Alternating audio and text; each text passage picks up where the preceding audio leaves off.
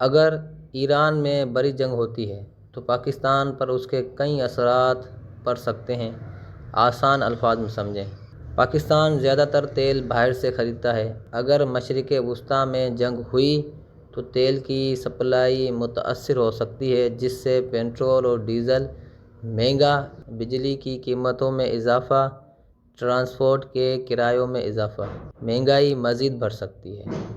اور جنگ کی وجہ سے عالمی تجارت متاثر ہوتی ہے، ڈالر مہنگا ہو سکتا ہے، پاکستانی روپے کی قدر کم ہو سکتی ہے، اسٹاک مارکیٹ گر سکتی ہے، بیرونی سرمایہ کاری کم ہو سکتی ہے۔ اب عوام کو کیا کرنا چاہیے؟ عوام پر براہ راست اثر کیا ہوگا؟ مہنگائی میں اضافہ ہوگا، روزگار کے مواقع کم، بیرونی ملک کام کرنے والوں کو مشکلات، سفر و ویزا کا مسائل ہوگا۔ اب خلاصہ یہ ہے کہ اگر جنگ لمبی چلی تو پاکستان کو مہنگائی، معاشی کمزوری اور سیکیورٹی مسائل کا سامنا ہو سکتا ہے، لیکن اگر جنگ محدود رہی تو اثرات بھی کم ہوں گے۔ اب اگلی ویڈیو کس پہ بنانی چاہیے وہ آپ لوگ کمنٹ میں بتاؤ۔ کیا پاکستان جنگ میں شامل ہوگا؟ اگر جنگ میں شامل ہو گیا تو سب سے زیادہ نقصان کس ملک کو ہوگا؟